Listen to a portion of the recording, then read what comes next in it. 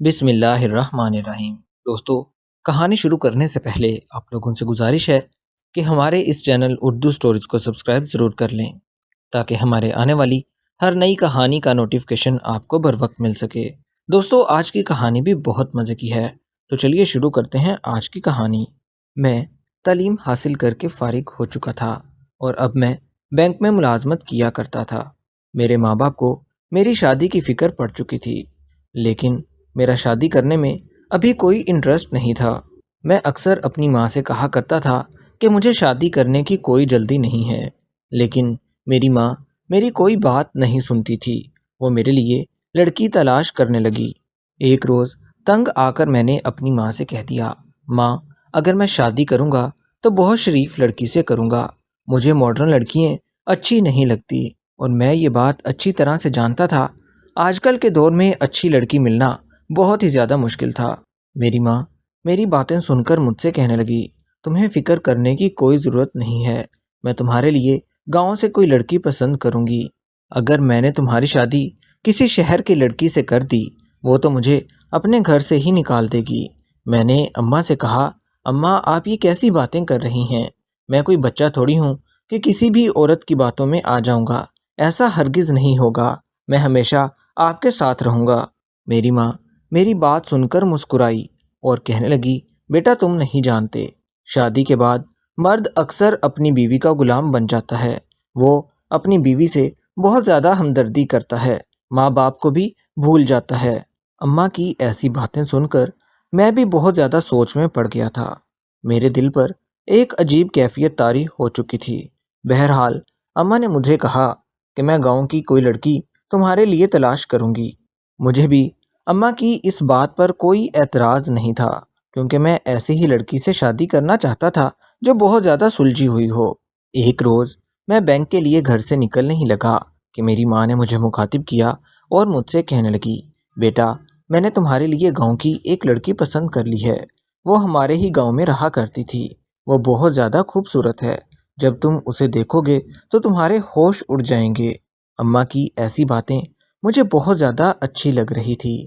میں نے دل میں ٹھان لی تھی کہ چلو ایک دفعہ اس لڑکی کو ضرور دیکھوں گا، اگر مجھے اچھی لگی تو میں اسے شادی کر لوں گا۔ میں اپنی ماں کی کہی ہوئی ہر بات مانتا تھا، اس لیے مجھے پتا تھا کہ میری ماں اب بہت جلد میری شادی کر دے گی۔ میں بھی اپنی شادی کی تیاریاں کرنے لگا۔ ابھی میں نے اس لڑکی کو دیکھا بھی نہیں تھا کہ میری ماں نے میرا رشتہ ان کے ساتھ پکا کر دیا۔ میری ماں مجھ سے کہنے لگی، ہمیں ان کے گھر جانا ہے کیونکہ وہ لوگ تمہیں دیکھنا چاہتے ہیں۔ میں بھی جلدی سے تیار ہو کر اپنی ماں کے ساتھ لڑکی والوں کے گھر چلا گیا۔ جیسے ہی میں اس لڑکی کی طرف دیکھتا، وہ لڑکی اپنا منہ پھیر لیتی۔ شاید وہ مجھے دیکھنا بھی نہیں چاہتی تھی۔ مجھے اس کی یہ ادا بہت زیادہ پسند آ رہی تھی۔ میں نے دل میں سوچ لیا تھا کہ یہ لڑکی بہت زیادہ اچھی ہے اور شریف گھرانے سے تعلق رکھتی ہے، اس لیے ابھی تک اس لڑکی نے میری طرف نظر اٹھا کر بھی نہیں دیکھا تھا۔ میں نے فیصلہ کر لیا تھا کہ میں شادی کروں گا تو اسی سے کروں گا۔ مجھے لڑکی والے بہت زیادہ اچھے لگ رہے تھے۔ دونوں طرف سے ہماری بات پکی ہو چکی تھی۔ جیسے ہی میری ماں اور میں گھر واپس آنے کے لیے اٹھے تو اس کے بھائی نے مجھے روک لیا۔ مجھے ایسا لگ رہا تھا جیسے وہ مجھ سے کوئی بات کرنا چاہتا ہے۔ وہ مجھ سے کہنے لگا، دیکھو، میری بات غور سے سنو اور یہ بات کسی کو مت بتانا، اس لڑکی سے شادی مت کرنا، تمہیں خدا کا واسطہ۔ میں نے حیرت سے لڑکی کے بھائی کی طرف دیکھا اور دل ہی دل میں سوچا، بھلا ایسا کون سا بھائی ہے جو اپنی بہن کی شادی نہیں ہونے دیتا؟ میں بہت زیادہ حیران ہو رہا تھا کہ آخر لڑکی کے سگے بھائی نے ایسی بات کیوں کی ہے۔ ضرور دال میں کچھ کالا تھا۔ ابھی میں اس کے بھائی سے باتیں کر ہی رہا تھا کہ میری ماں نے مجھے آواز دی اور ہم ان کے گھر سے نکل گئے۔ گھر آتے ہی میری ماں مجھ سے کہنے لگی، بیٹا، یہ لڑکی تمہارے لیے بالکل ٹھیک ہے، تم اس سے شادی کرو گے تو کبھی بھی زندگی میں پچھتاؤ گے نہیں۔ ماں کی ایسی باتیں سن کر میں نے اپنی ماں سے وعدہ کر لیا کہ ٹھیک ہے ماں، میں اسی لڑکے سے شادی کروں گا۔ میری اماں لڑکی والوں کو پہلے سے ہی جانتی تھی۔ وہ مجھے بتانے لگی کہ لڑکی کے بھائی کا شہر میں اپنا کاروبار ہے اور یہ لوگ کافی زیادہ امیر بھی ہیں۔ لیکن مجھے تو وہی بات یاد آ گئی۔ مجھے تو اس لڑکی کا بھائی بہت عجیب سا لگ رہا تھا۔ بہرحال اماں کے کہنے پر میں نے شادی کی تیاریاں شروع کر دی۔ 3 ہفتے کے بعد ہماری شادی مقرر کر دی گئی۔ میں بھی اس دن کا انتظار کر رہا تھا۔ اچانک ایک دن ہمارے گھر کے دروازے پر دستک ہوئی۔ جیسے ہی میں نے دروازہ کھولا، یہ کوئی انجان آدمی تھا۔ میں نے اس آدمی سے پوچھا کہ آپ کون ہیں اور یہاں کس سے ملنا ہے؟ تو وہ آدمی مجھ سے کہنے لگا، بیٹا میری بات غور سے سننا، میں یہاں صرف تمہاری بھلائی کے لیے آیا ہوں۔ میں اس آدمی کی باتیں سن کر ایک دفعہ پھر سے بہت زیادہ حیران ہو گیا کہ آخر ایسی کون سی بات ہے جو اس آدمی نے میرے ساتھ کرنی ہے۔ میں اس آدمی کی طرف متوجہ ہوا اور اس کی باتیں سننے لگا، لیکن جیسے ہی میں نے اس کی بات سنی تو میں بالکل بھی مطمئن نہیں تھا۔ پھر اچانک وہ مجھ سے کہنے لگا، میری بات غور سے سنو، جس لڑکی سے تم شادی کرنا چاہتے ہو وہ لڑکی اچھی نہیں ہے، تم ساری زندگی پچھتاتے رہو گے، تم اس کے ساتھ کبھی خوش نہیں رہ پاؤ گے۔ میں نے اس سے پوچھنا چاہا کہ آخر اس لڑکی میں برائی ہی کیا ہے، لیکن وہ مجھے کچھ نہیں بتا رہا تھا اور کہنے لگا، میں تمہیں ساری حقیقت نہیں بتا سکتا۔ وہ آدمی مجھ سے کہنے لگا، اگر تم میری بات نہیں مانو گے اور اس لڑکی سے شادی کر لو گے تو عمر بھر پچھتاتے رہو گے۔ شادی کے بعد بھی وہ لڑکی کبھی تمہارے ہاتھ نہیں آئے گی۔ اس کی ایسی باتیں سن کر میں حیران رہ گیا تھا۔ مجھے اس لڑکی کے بھائی کی بھی باتیں یاد آ رہی تھی۔ وہ بھی بالکل ایسے ہی کہہ رہا تھا کہ اس لڑکی سے شادی مت کرنا۔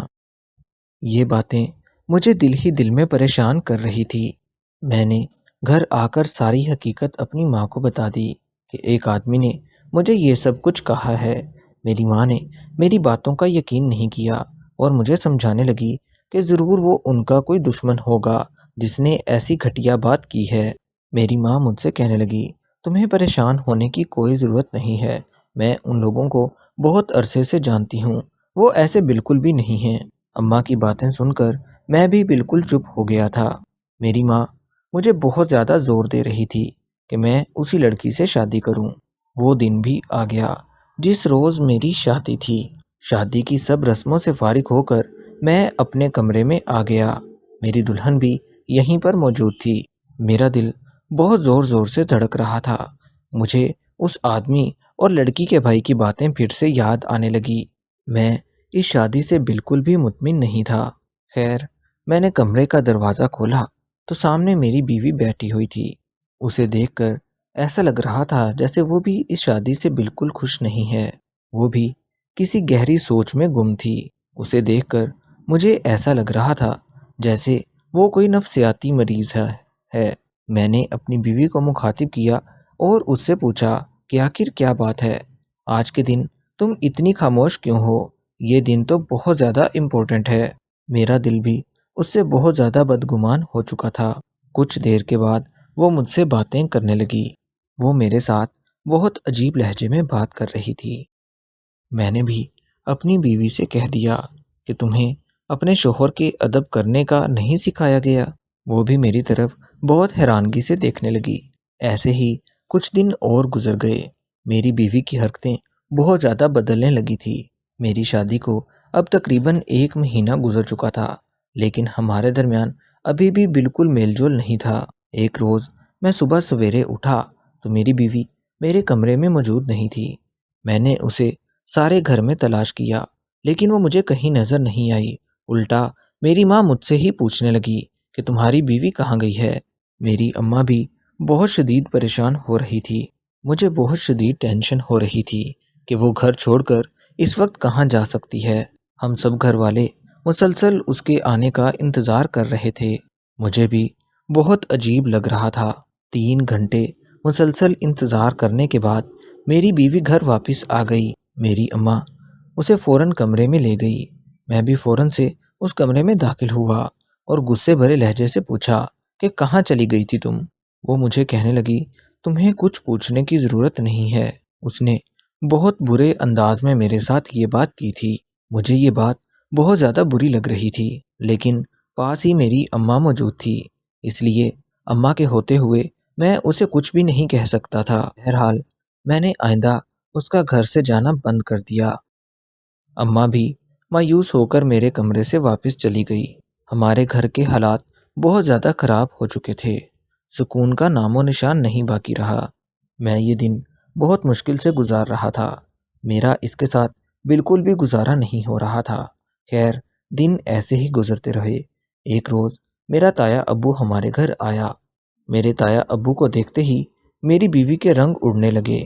मुझे समझ नहीं आ रहा था कि आखिर मेरी बीवी को क्या हो गया है। इतनी देर में मेरे ताया अब्बू ने मुझे मुखातिब किया और मुझसे कहने लगे, बेटा, ये तुमने क्या कर दिया है? ये तुमने किस औरत से शादी कर ली है? मुझे समझ नहीं आ रहा था कि मेरे ताया अब्बू मुझसे क्या कहना चाहते हैं।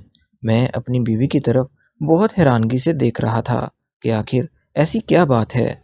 मेरी बीवी अभी भी मुसलसल मेरे ताया अब्बू से अपना मुंह छुपा रही थी। मेरे ताया अब्बू गुस्से भरे लहजे में मेरे साथ बात करने लगे और कहने लगे, कम से कम तुम मुझे तो पूछ लेते कि तुम किस लड़की से शादी कर रहे हो। तुम्हारी माँ ने जिस लड़की से तुम्हारी शादी की है वो बिल्कुल भी अच्छी नहीं है। मैंने ताया अब्बू से कहा, देखें ताया अब्बू, आप मेरी बीवी पर इल्ज़ाम लगा रहे हैं। मैं ये चीज़ बर्दाश्त नहीं करूँगा। मेरा ताया मेरी तरफ देखने लगा और कहने लगा, बेटा, मैं तुम्हारी बीवी पर इल्ज़ाम नहीं लगा रहा, बल्कि तुम्हें हकीकत बता रहा हूँ। बेटा, जिस लड़की से तुमने शादी की है उसका ख़ानदान बिल्कुल भी अच्छा नहीं है। ये लोग जिस तरह से पैसा कमाकर अमीर हुए हैं, मैं ये बात अच्छी तरह से जानता हूँ। ताया अब्बू की ऐसी बातें सुनते ही मुझे समझ आ चुकी थी। मेरे ताया अब्बू मुझसे कहने लगे, देखो बेटा, मेरी बात गौर से सुनो।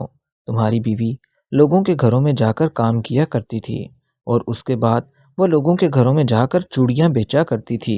ये कहकर ताया अब्बू घर से वापस चले गए। मेरी बीवी मेरी तरफ देखकर रोने लगी। मेरी बीवी मुझसे कहने लगी, देखो मेरी बात सुनो, मैंने कोई गलत काम नहीं किया। मैं अपने घर वालों के लिए रोज़ी रोटी कमाती थी। मैंने आज तक हराम का एक नवाला भी नहीं खाया। मैंने अपनी मेहनत से सब कुछ कमाया है। मुझे अपनी बीवी पर यकीन हो गया था क्योंकि उसने सारी बात खुलकर बता दी थी। इसमें मेरी बीवी की कोई भी गलती नहीं थी। मैंने ये बात सोचकर उसे माफ़ कर दिया कि मैं अपनी बीवी से खुश हूँ और मेरे लिए यही काफ़ी था। मुझे दिन ब दिन अपनी बीवी पर फ़ख्र महसूस हो रहा था। मैंने वाकई ही एक सही लड़की से शादी की थी। मुझे अपनी बीवी पर फ़ख्र महसूस हो रहा था क्योंकि उसका माजी बिल्कुल आईने जैसा था। उसने कभी कोई ऐसी हरकत नहीं की थी जिस पर मुझे शर्मिंदगी होती। मैंने भी अपनी बीवी का बहुत ज़्यादा साथ दिया। जो लोग भी उनके ख़ानदान के बारे में बातें किया करते थे, मैंने सबको चुप करवा दिया था क्योंकि मेरी बीवी बहुत ज़्यादा अच्छी थी और अगर उसने लोगों के घरों में बतौर नुकरानी काम भी किया है तो इसमें कोई गलत बात नहीं की थी। मैंने दिलो जान से अपनी बीवी को कबूल कर लिया था। वो भी मेरे साथ हंसी खुशी ज़िंदगी गुजारने लगी थी। दोस्तों, कहानी अच्छी लगी हो तो हमारे इस चैनल उर्दू स्टोरीज़ को सब्सक्राइब कर लें ताकि हमारे आने वाली हर नई कहानी का नोटिफिकेशन आपको बर वक्त मिल सके।